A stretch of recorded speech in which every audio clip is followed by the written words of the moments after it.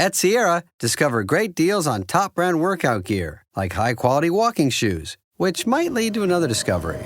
40,000 steps, baby. Who's on top now, Karen? You've taken the office step challenge a step too far. Don't worry, though. Sierra also has yoga gear. It might be a good place to find your zen.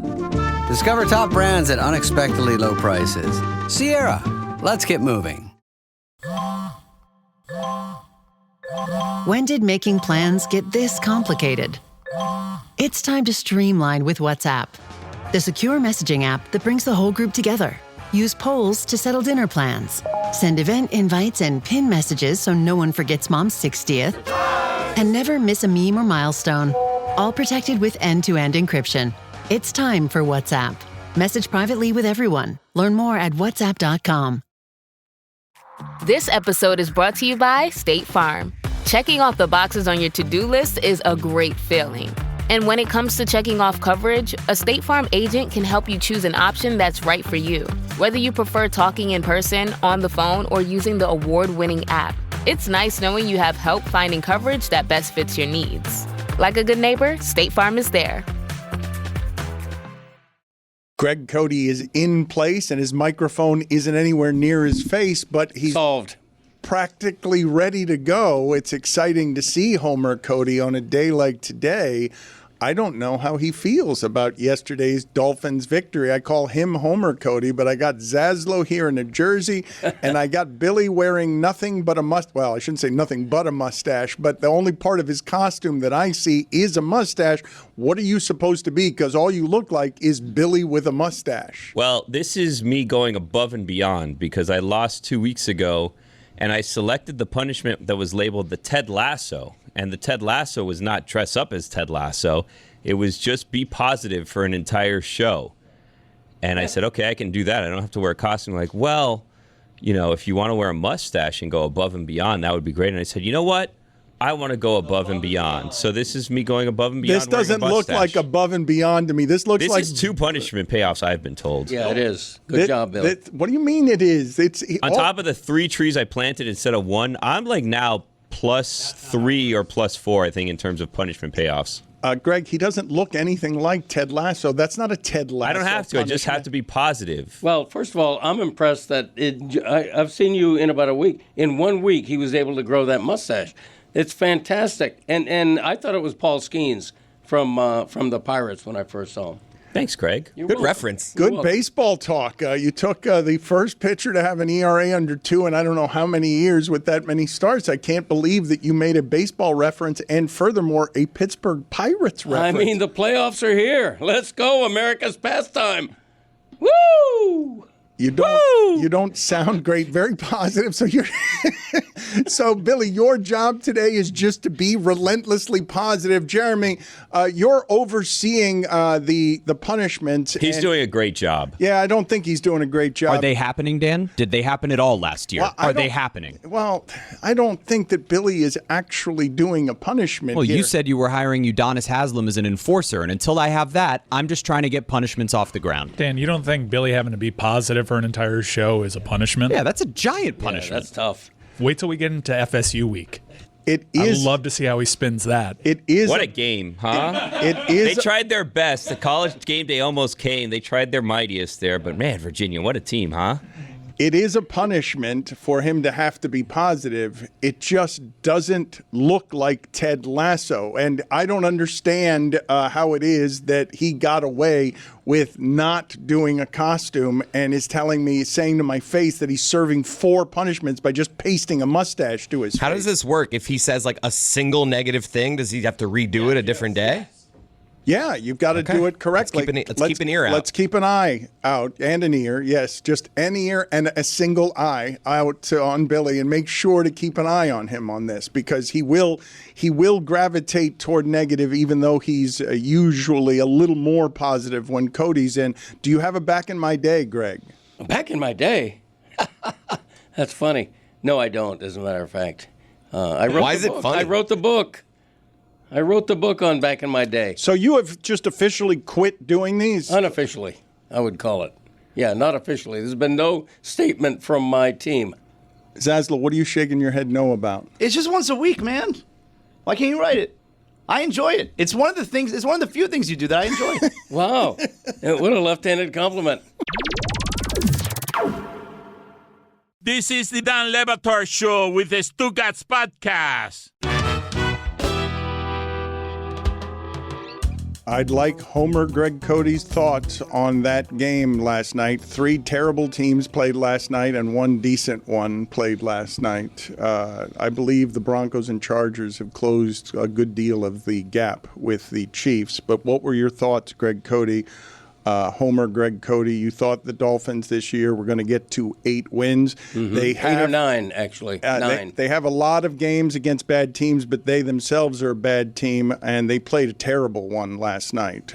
Not they played a terrible game. The Jets team is awful. Oh. Yeah.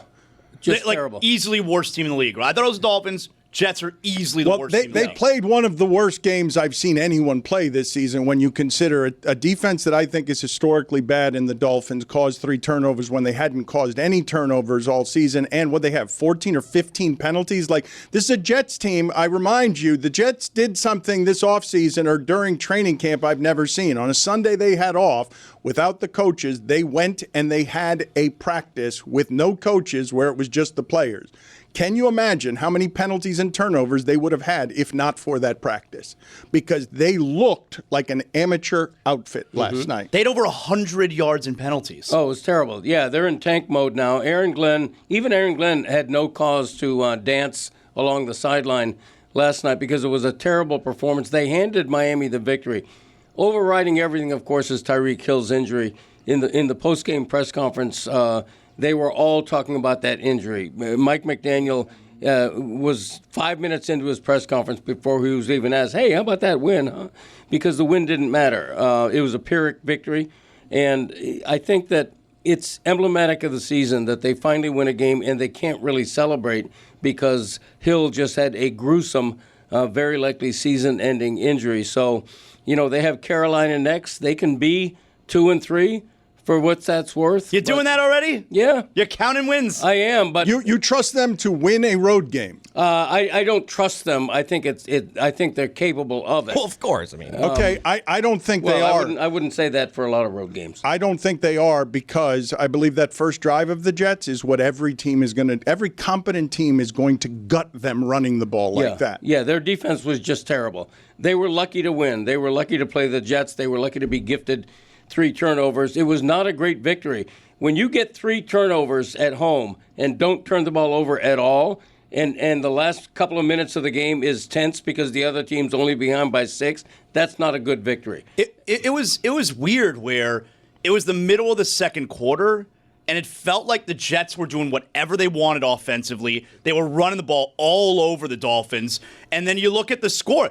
How are they only 3 points? Yeah. They were doing whatever they want. It's like, all right, I guess it's okay. It was 10-3 at the half, which stunned me. Also stunning me is that pot-bellied Nick Folk is still in the league and kicking field goals longer than he ever has during that game. That's a career long for Nick Folk, and Nick Folk has been kicking since the 1800s. For him to have a 58-yard field goal in that game, the Jets fumble at the goal line. The Jets give the Dolphins the ball immediately as they start the second half on the kickoff. Like it was just unbelievable to watch how bad the Jets were. I was texting a friend updates of the game because he was out, and so he wanted me to send him updates. And every update was Jets fumble, Dolphins recover, Jets get sacked, Dolphins recover. He must have thought I was messing with him, that they weren't real updates. What year are you and your friend living in that he can't update himself? You know what? I didn't bother. I thought there's hey, I'm out doing this. Can you send me updates? And of course I'm going to do it because he's my friend, but it's the same amount of time it takes you to pick up your phone and look at the text message, you can just open up the ESPN app and see the score of the game. It's weird. Does your friend not have internet? Why does he need updates I don't personally know. from you that sound like Roy's Twitter account? But he's my friend, so I'm gonna do the thing he's asking. Yeah, I think the focus here is Zaz is just a really good friend. Yeah. I know, but the friend is really backward. I'm surprised your friend didn't say, could you write me a letter and let me know how the Dolphins are doing? Send it with a bird. Right. So have a bird carry it to where it is that I am. But let's talk about this injury here for a second, because I thought Tyreek Hill's reaction was at the very least unusual, where he's leaving the field and he's smiling. and it seems like a forced smile. He's blowing kisses. He's on a cart. If you want to put up the photo, I warn you guys, it's gruesome. Like, put it up right as the warning was coming. When I saw Tyreek Hill on the sideline, he was motionless on the sideline. And when I saw his leg going in the wrong direction, it was fairly immediate that you can doctor diagnose. You said might be out for the season. No, he's absolutely out for the season, and that's the end of his Dolphins career. Like that also obviously ends his trade value as well. The Tyreek Hill era is over in Miami, and what they got out of it was an exciting season and a half of offense and no playoff wins. Right. Yeah, I don't think that's a stretch to say that his season is over. Given his age, given his reliance on speed, it was a gruesome injury, not just the dislocated kneecap, but an ACL, ligament damage. We don't know yet whether there's nerve damage, which would be really, really bad as well. But, yeah, I mean, I feel bad for Tyreek. He was having a very good game. He was showing signs of having a better season than last year. And it's terrible. I feel bad. That was the spirit in Tyreek, though. I don't think that was a fake smile. I think that was him. You know, the first thing he said to Mike McDaniel on the sideline before he was hospitalized was, make sure our guys win this. You know, he was thinking of the team. I think he went out on a high note for such a gruesome injury. It was a really gruesome injury. It was really disturbing. Right, Billy? I mean, I think what it really showed us was his true character and spirit on the field. You know, not necessarily on the field. Man, what a leader. Did you see that? Yes. He didn't want to come out. Punching players in the face before the game, including Tua.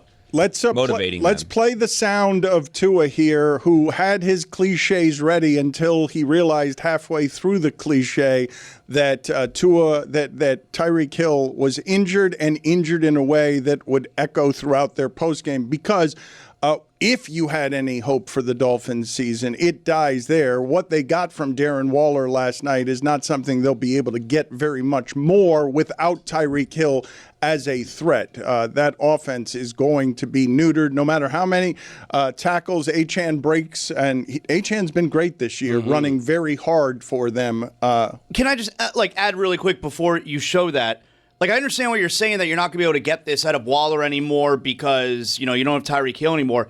They paid Jalen Waddle to be a top guy. Like, okay, so I'm not trying to minimize Tyreek Hill's absence here going forward, but Jalen Waddle is supposed to be a top guy. They pay him to be a top guy, and they literally drafted him in a spot to be a top guy. I could not agree with Zaz more. He has the ability to be a WR1. He has the speed. He's not Tyreek fast, but Jalen Waddle's a very fast receiver. He's above average speed.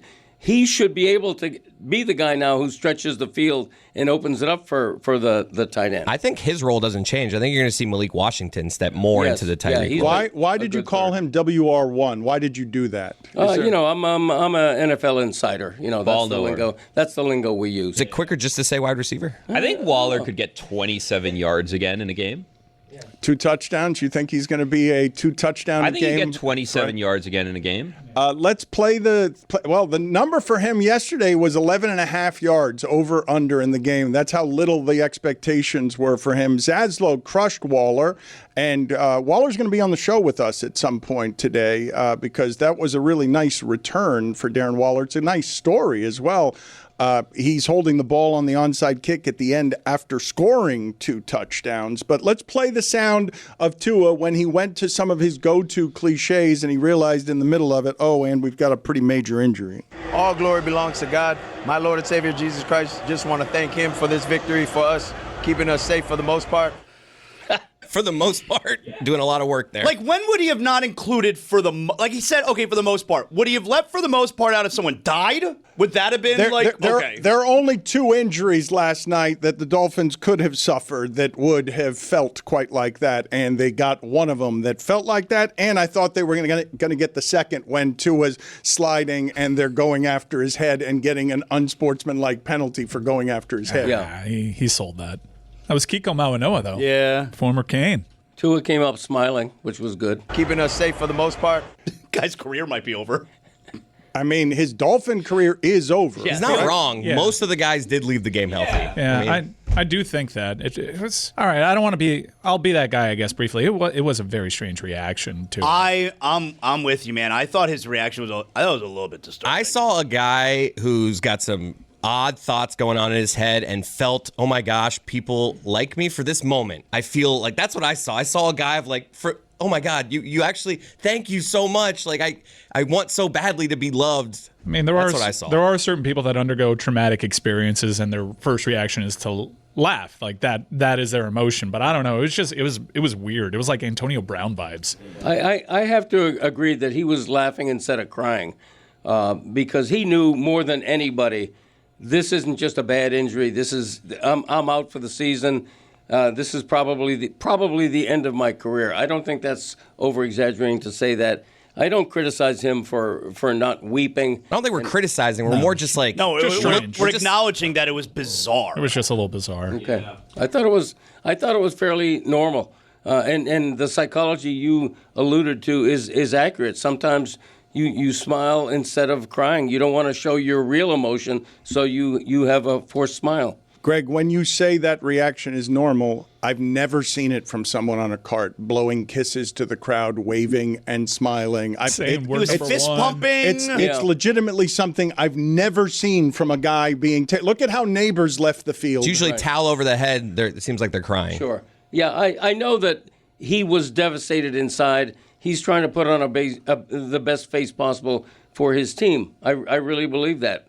He doesn't always come off like a team player and a leader. That's an understatement. But I think in the matter of last night and the way he went off that field, I think that was leadership. You ever try to name all your financial accounts and their balances, 401ks, investments, properties? I can barely remember what I had for lunch, let alone all that stuff. That's why I started using Monarch Money. It's an all-in-one finance tool that pulls everything together, your accounts, budgets, goals, into one clean dashboard on your phone or laptop. And let me tell you, it was a wake-up call. I found a 401k from some job I forgot existed, and it wasn't some small change. Ended up being a nice little chunk of change there for the boy. I realized that I had cash just sitting there, doing nothing in my investments. Not as smart as I thought it was. Monarch makes all that obvious and actually feels doable. No spreadsheets, no hopping between apps, just a real clear view of my money.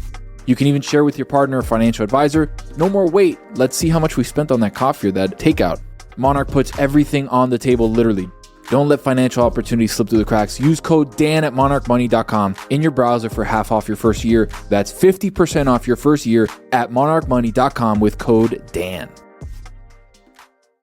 Howdy, folks. It's Mike Ryan. I want to talk to you about Game Time, the official ticketing partner of the Dan Le Batard Show. They've been on with us for quite a while, and I practice what I preach here, people. It is my go-to when I'm trying to get in-demand tickets. Why? It's got so many incredible features. It was ahead of the game. What you see is what you pay. All-in pricing, zone deals, panoramic seat views.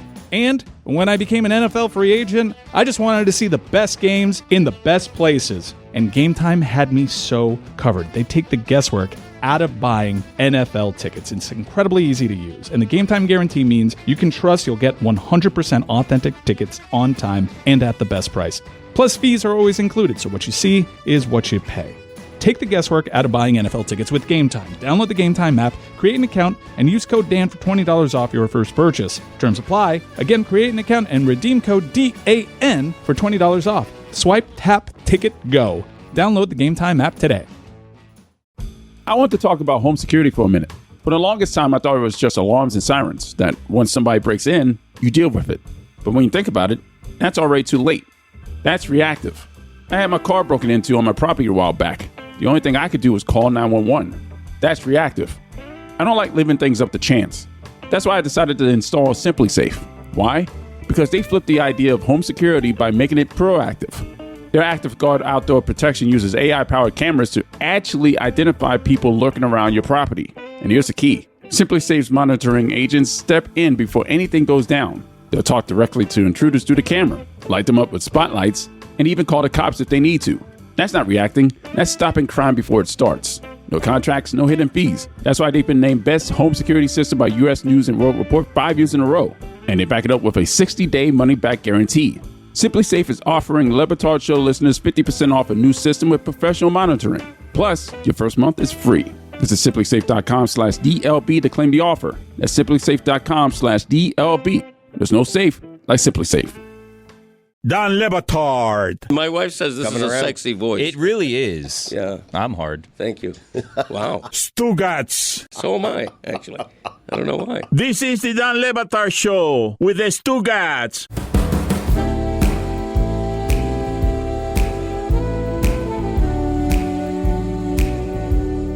I got a text from a friend of mine that says, with so many dangerously dumb things happening, where do you rank Tua refusing to wear the extra protective head wrap over his helmet? I have it at 27th dumbest thing, right after having TV commercials for prescription drugs and before the Meta glasses. Tua should be, that is strictly aesthetics, right? That is, Shaq refused to shoot free throws underhanded, even if he could shoot them 90%, because he says, I'm not doing that. That's only aesthetics. That is the reason that Tua won't wear extra protective on his head, correct? I recall Chris Nowinski, who once alleged sitting around waiting for head injuries, Nowinski. potential manslaughter, saying that it would actually work against what's wrong with Tua, because it would make the helmet a little heavier. Yeah. Am I the only one that questions? I don't think Shaq would have shot 90% if he shot underhand. No, that's crazy. He made them all in practice. I'm just saying that even if he shot 90%, he said he would not do it. Even if I guaranteed him 90%, he said he would not do it underhanded because he would not be seen in public shooting free throws at that size. A guarantee of 90%, you should definitely do it. Right. The science on these helmets still needs to get a little bit better. Oh they look God. goofy. I mean, They Dobbs look is out there terrible. having 3 touchdowns, and I'm just thinking on my couch, I'm like, this guy's not good. They look like clown helmets.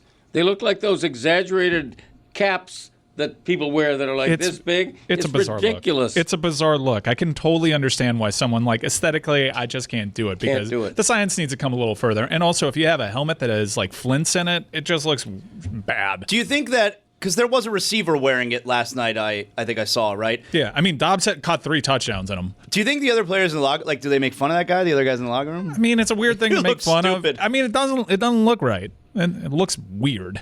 Okay, and you guys are funny doing this particular thing where you're like, where you're saying out loud, you're saying, well, if it does help you, you have to do it. And I, yesterday, had the conversation with you guys talking about the fact that Wake Forest went for 2 to win the game against Georgia Tech. Wake Forest, by the way, Wake Forest at home is going for the win in a tie game with a 2-point conversion. And we talked about Tom Osborne, who had the choice between winning or tying the game against Miami and getting the championship, or going for 2 and not getting the championship. Balls move. And you all argued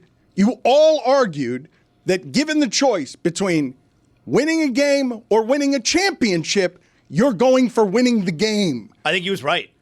Okay, but think about what you're saying. In what other instance would you say that I'd rather win just one game and not the championship? I'm choosing to, my choice is I can either win a game or get the championship if I just kick the extra point. No, but winning the game wins you the championship. You're leaving that part out. If you lose the game, do you win the championship? I'm confused by this scenario. It's a great question. I'm just a little confused Nebraska by it. went for 2 and lost the championship, and if they'd gone for the tie, they would have won the championship. And you guys chose the game. You guys are continuing to say that that was the right decision. No, because I want both. I want the game and the championship. Okay, but your choice was you can either tie the game and win the championship, or you risk losing the championship, and they lost the championship. And you're saying that's the right decision when you wouldn't make that argument in any other circumstance if I gave you the choice between what's more important, winning a game or winning the championship. I think that's a good call by Tom Osborne. I don't think history has second-guessed that. Certainly Kenny Calhoun thought it was a good call because his fingertip lives in glory. Tying a game to win a championship doesn't feel like winning a championship, unless you're the Cowboys, because they won that tie. You say history looks favorably on Osborne. He lost the championship. What history would look favorably on is Nebraska would forever have had the championship. Yeah, right. That's true, but he gets credit for, having, big balls. Yeah, big footballs. He gets credit for that. Balls move. Yeah, I mean, he could have kicked an extra point, tied the game, and then lost an OT. And then what? I don't think they had OT back then. I think it was a tie.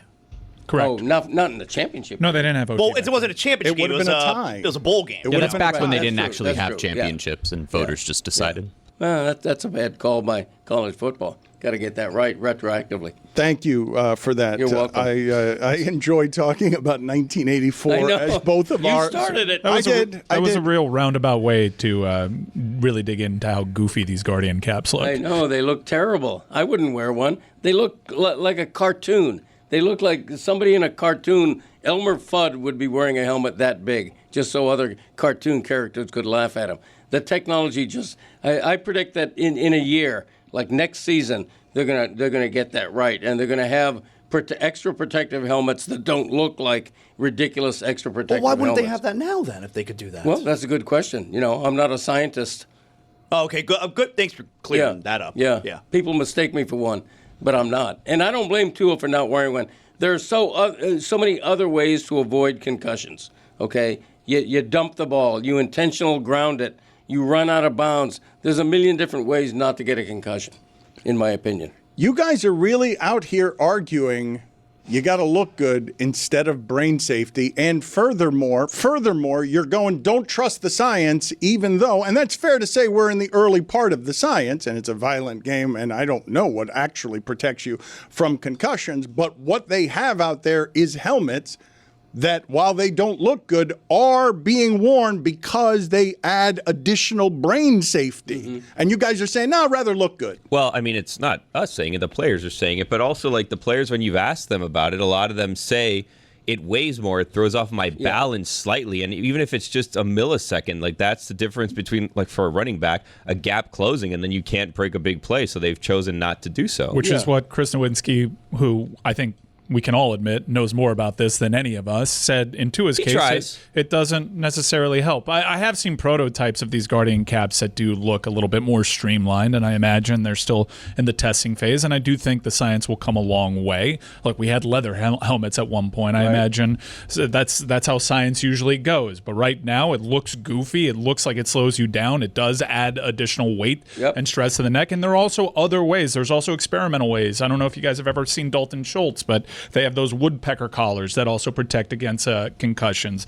Aesthetically, there are different options for players. Yeah, and helmets used to be made out of turtle shells. In the case of a quarterback especially, you need to feel comfortable back there. You can't have the feeling of a giant helmet sloshing around on your head. You need that economy of movement up there and the lightness of the helmet, not extra weight. And to Billy's point, the players are choosing this. I understand Dan wants to have this discussion and make us all the bad guys and project on us.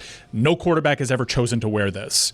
It's on them. It's their decision. It ain't mine. Right. And by the way, Tua looked really good last night. I don't trust football players on choosing safety. Well, you're trusting yourself to choose their body over them choosing their body. Like that, you can feel passionately about it. It's not my choice. They're speaking for themselves. None of them are choosing. Achane also last year wore it for a little bit after he had concussion because his mom told him to wear it, and he doesn't seem to be, unless I'm misremembering, he doesn't seem to be wearing it this year. So at some point, he just decided not to wear it anymore. I simply find interesting that you guys are choosing aesthetics over brain safety. And it's not me. It's not me. Stop putting it on me. I am not choosing. The players are choosing. It's not simply aesthetics, though. They've said, and they have chosen in trying to wear it. Like we spoke to Austin Eckler last year, who said it's just heavier and it throws my game off. Yeah, you're doing a straw man right now. The NFL has decided pretty overwhelmingly that anybody wearing that cap is an outlier at this point. Straw man.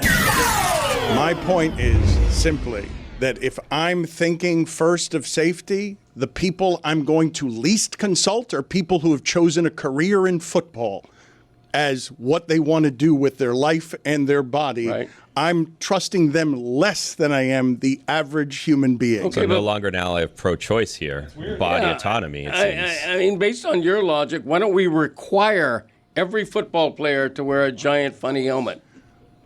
Okay. Greg, have you seen the the prototypes? I don't know if you've looked into it because you look great. You're a slightly advanced age, but with that comes experience and knowledge. Sure. So I don't know if you've looked into it. Have you seen there's like a product that's catered towards the elderly folk? Not that you're one of them, but maybe as you're getting closer to that, where it's if someone falls, their clothes kind of turn into like an airbag, and then all of a sudden it just opens up right before they hit the ground. You should wear that. And then that stops them from falling and hurting themselves. I wonder if maybe players that are susceptible to concussions have considered having the airbag clothes where when they get hit, the airbag goes off and their head never hits the ground. He falls down and he's looking like the Stay Puft Marshmallow Man. Yes, that's an excellent idea.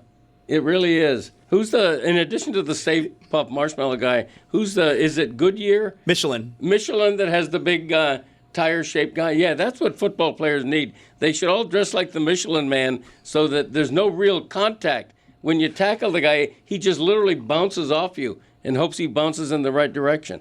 That's what football is becoming under Le Batard's regime. Put it on the poll at Le Batard Show. Were football helmets indeed once made out of turtle shells? Because I don't think you have it accurate. I know that Mike Ryan said leather helmets. I thought that was going back far enough. Look it up.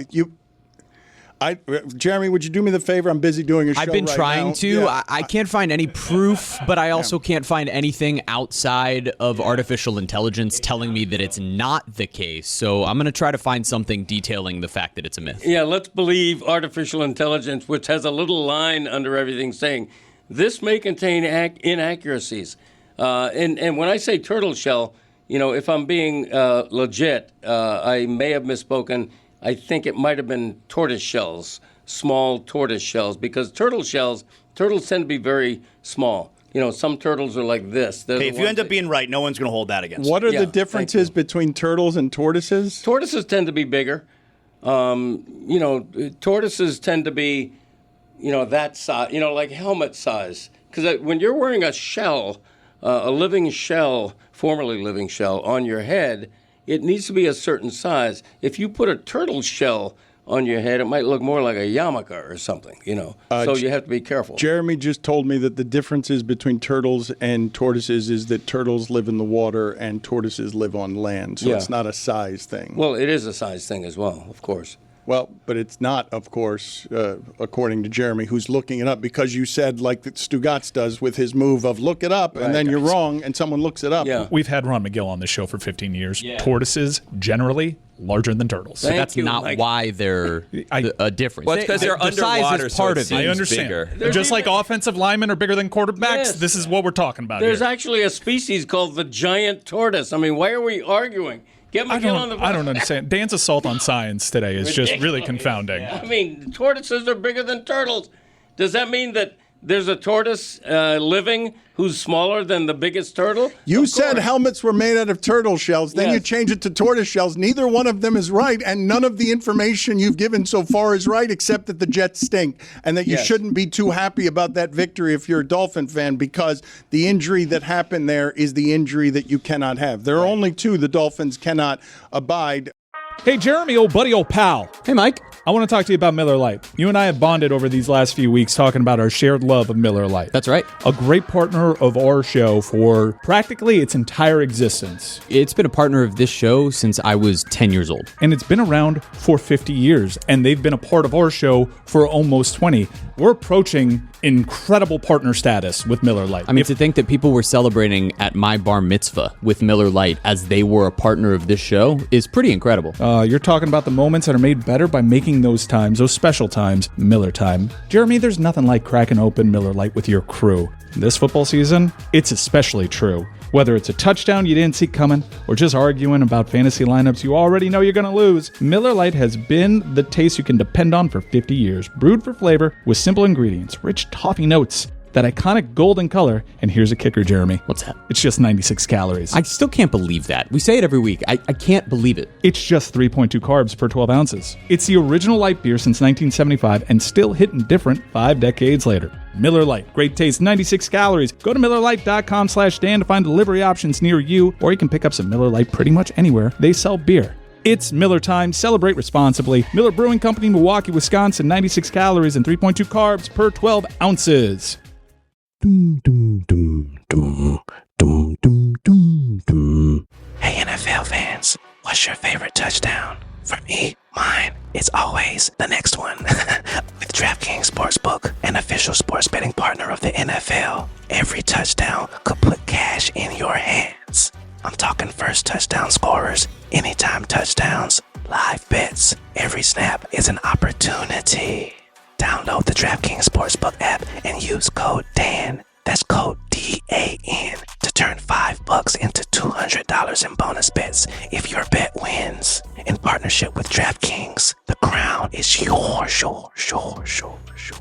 Gambling problem? Call 1-800-GAMBLER. In New York, call 877-8-HOPE-NY or text HOPE-NY 467-369. In Connecticut, help is available for problem gambling. Call 888-789-7777 or visit ccpg.org. Please play responsibly. On behalf of Boot Hill Casino and Resort in Kansas, fees may apply in Illinois. 21 and over. Age and eligibility varies by jurisdiction. Void in Ontario. Bet must win to receive reward. Minimum minus 500 odds required. Bonus bets expire 7 days after issuance. For additional terms and responsible gaming resources, see dkng.co/audio. As a scientist, I can tell you that Sundays are only 24 hours long. But with NFL Sunday Ticket and YouTube TV, you get every game every Sunday all in one place. That's upwards of 30 hours of NFL in one day. How can there be 30 hours in 24 hours, you ask? I have a theory. Magic. New users get NFL Sunday Ticket for 8 payments of $34.50 per month. Sign up at NFLSundayTicket.com. Local and national games on YouTube TV. NFL Sunday Ticket for out-of-market games excludes digital-only games and commercial use. Terms and embargoes apply. Availability varies. Dan Le Batard. Yeah, very Imagine if someone told you couldn't have a Corvette. Stugotz. I'm a grown-ass man who's not filthy rich. I can't afford a Lamborghini. Well, I probably can, but that's beside. Hey! Wow. Okay, Greg. This is the Dan Le Batard Show with the Stugotz.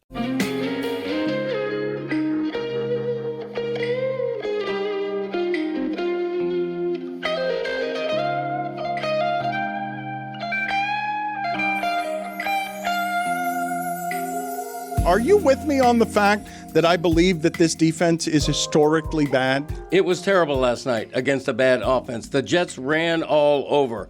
Other than, this is ridiculous to say, but other than that 43-yard touchdown run, they contained Justin Fields pretty well. He didn't have a great night passing, but they were just unstoppable on the run. I think the Jets ran for 200 yards. Yeah, it's a really, really bad defense, and they have to score 27-plus points to have a shot. He threw for 50 more yards than Tua, Justin Fields. Did he? Yeah. Okay.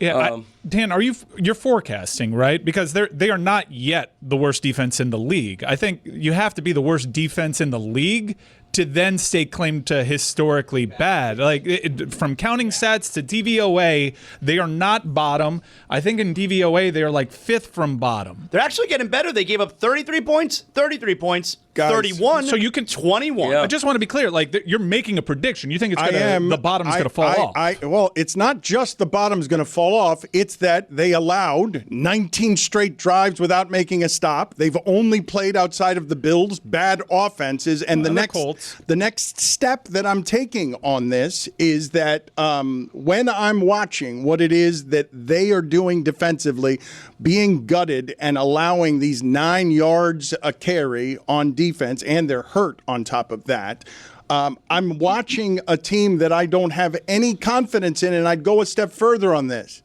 I didn't think when they're up 3-0 and it's 4th and goal from the 5, I don't think that they're going for it because Mike McDaniel is ballsy. It's because he knows his defense is bad. And 6-0 doesn't help you because he knows they're going to go right down the field because they can't actually stop people. I mean, that could be true, but going back 3 years ago in Mike McDaniel's first and second year as coach and the defense was fine, like he was going for that 4th and 5. Why didn't he that first drive, though?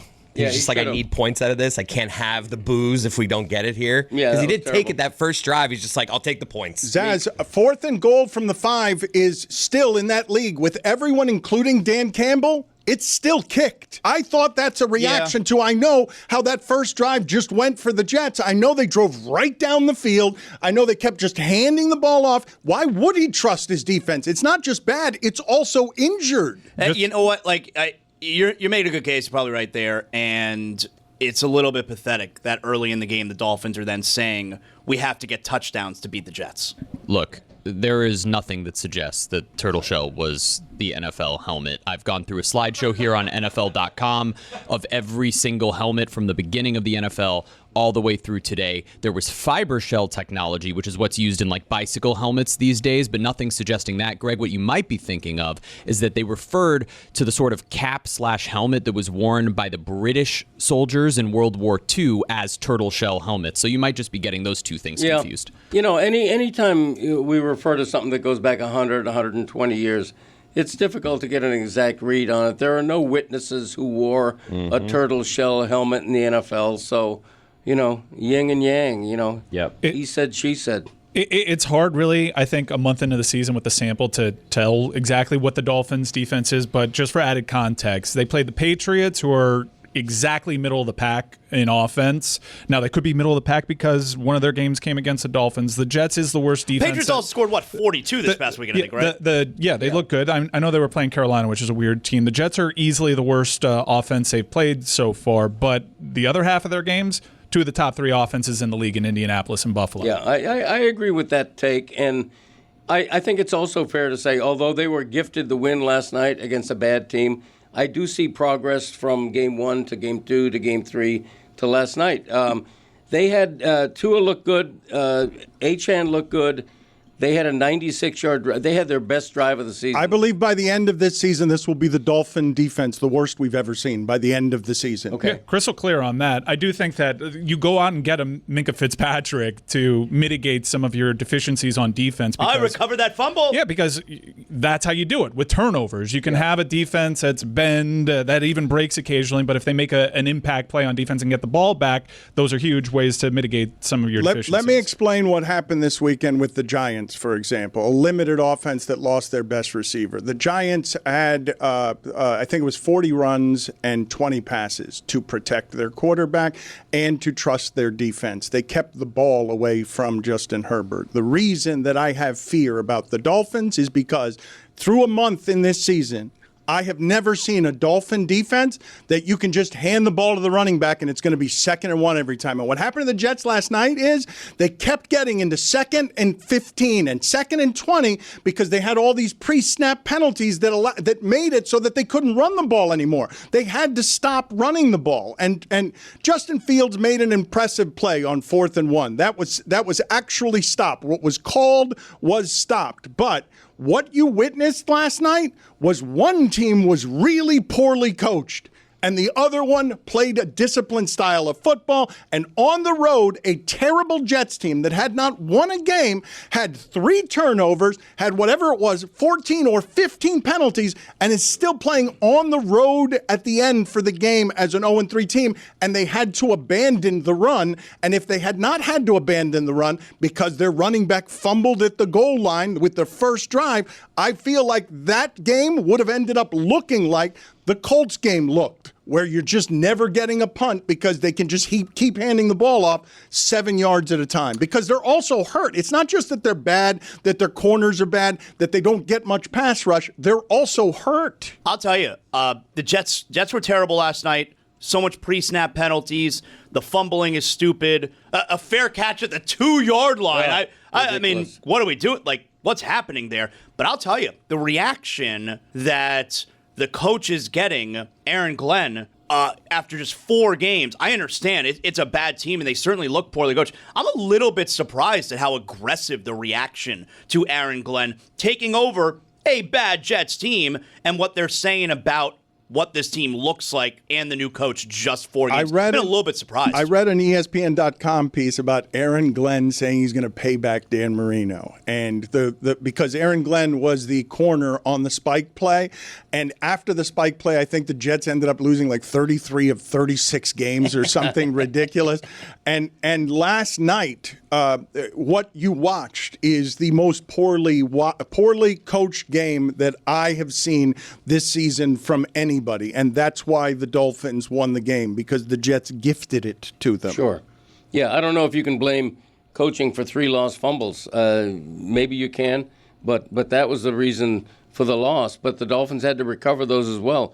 To Mike's earlier point, for what this is worth, and it's not definitive, but there are 6 teams in the NFL giving up more points and more defensive yards than the Dolphins. So when you say they're historically bad, that has not shown itself yet. He's forecasting, which could be the case. Look, this season, I don't have much hope despite the victory, and they just lost their best offensive weapon. It can go off the rails, but I do think Dan has to be clear that he's forecasting because the stats don't back it up just yet. There are way worse defenses in the league. Give them time. I believe they will be worse than the defense that was 1-15 because of how they're getting gutted straight up the middle. Just straight up the middle. Yeah, I've never seen it. Through a month in the season, I've never seen a Dolphin defense that can be run on that way. And if they can be run on that way, then a team like the Giants can do something like hand the ball off 40 times to protect their quarterback and keep him just throwing the ball 20 times. Are we hearing Kenneth Grant's name called at all? Like, I get it. He's a rookie defensive tackle. It's a really difficult position. But I don't know that full. Should we be hearing it? That's my gimmick. Should we be hearing his name at all? He was a first-round pick. Yeah, you'd think so. Because he supposedly had a good training camp. I mean, he was awesome. They were raving about him. He was awesome in school. Yeah. I don't know. We don't see him. They were raving about the whole front seven. Yes, right. And look, the front seven has a lot of good pieces. You know, go ahead. I'm waiting. Jalen Phillips, Zach Seiler, Bradley. Zach Seiler is a good piece. Whatever. Seiler. Whatever. He's been here for a long time. He said she should. But it's such a weird pronunciation. It should be Seiler. It should be Sealer. I like Sealer. Okay. I like Jalen Phillips. I like him as a story. Jalen Phillips is the king of almost. He gets close a lot. He's been getting close. But pressuring a quarterback, even if you don't get all the way home, that does impact the game big time. Like he's still making contributions. He looked bad to start the season. I do think he's come on lately, which is hopeful considering the injury that he's had and he's recovering from. Did you like the Dolphin jerseys, the uniforms? No, that's part of why I'm wearing this right now. I'm showing you what a real jersey looks like. I think it looked better in game action. Oh, okay, hold on. Let me clarify. The jerseys look great. They're just not Dolphins jerseys. No. That's all. They're not Dolphins colors. They don't. Who am I watching? That's not the Dolphins. The jerseys are really, really good looking. I don't have a problem with what the jerseys look like. They're just not Dolphins jerseys. Right. It did not look like the Miami Dolphins last night, which is a good thing because what we've seen of the way the Miami Dolphins look is not something that you want repeated. This is what a Dolphins jersey. You want to know what a Dolphins jersey looks like? Zoom in on me. Right. This is what it looks like. That's the original throwback. That's what it looks like right here. No, it's not the original throwback. This 90s. Is a Dolphin. This right here. This is a Dolphins jersey. This one. It's a Hall of Famer, Zach Thomas. Should have been in a lot sooner than he got in, but that's neither here nor there. Where is it then? It's where it's supposed to be. Started looking at playoff scenarios for the Dolphins today, tiebreakers and such. Yeah, because they're tied with the Ravens right now. I don't know if you know. However, the Ravens win the tiebreaker over Miami based on best win percentage in conference games. That's early. Yep. The Texans also win the tiebreaker over Miami and Baltimore based on best win percentages in conference games. And right now, the Raiders win the tiebreaker over Houston based on strength of victory. Just one game back of the Chiefs, though. Yeah. Thursday Night Football's on, and it's only on Prime Video. This week, NFC West rivals meet again as the San Francisco 49ers visit the Los Angeles Rams, a massive game in the NFC West. Coverage begins at 7 p.m. Eastern with football's best party, TNF Tonight. Not a Prime member? Not a problem. Simply sign up for a 30-day free trial. It's the 49ers and Rams, Thursday at 7 p.m. Eastern, only on Prime Video. Restrictions apply. See Amazon.com/Amazon Prime for details.